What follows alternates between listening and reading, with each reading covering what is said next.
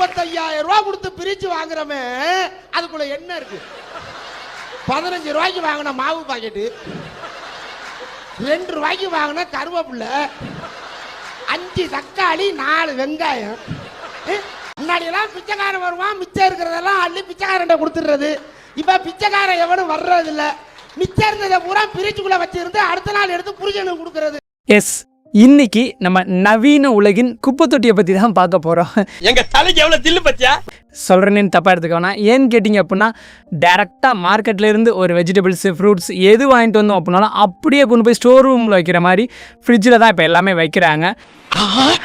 கரெக்டாக கட்டுவிட்டா.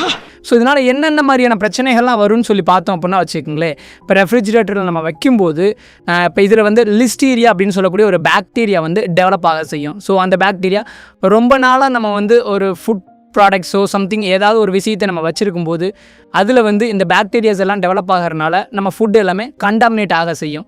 And then பார்த்தீங்க அப்படின்னா வந்து பிளாஸ்டிக் டப்பா, கவர், ஸோ இது மாதிரிலாம் வைக்கிறோம்ல, ஸோ இதில் உள்ள ரசாயனங்கள் எல்லாமே வந்து நம்மளோட ஃபுட் பார்ட்டிகல்ஸில் வர்றதுக்கான சான்சஸ் இருக்குது. ஸோ இதனால் வந்து ஃபுட் பாய்சன் ஆகிறதுக்கான சான்சஸும் அதிகமாக இருக்க செய்யுது.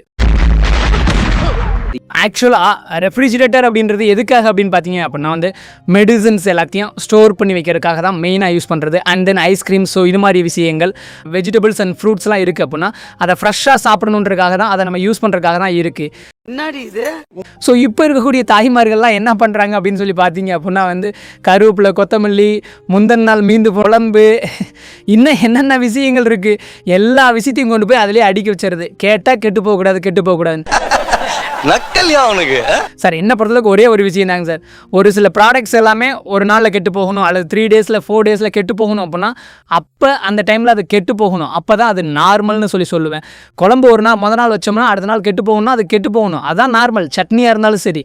ஸோ அதை விட்டுட்டு நம்ம அதில் ஃப்ரிட்ஜில் வைக்கிறோம், கெட்டு போகாமல் இருக்கிறதுக்காக வைக்கிறோம்னா அதனால் ஃபுட் பாய்சன் ஆக செய்யும். ஸோ இதனால் ஹெல்த் இஷ்யூஸை வந்து நம்ம தான் ஃபேஸ் பண்ணுற மாதிரி இருக்கும்.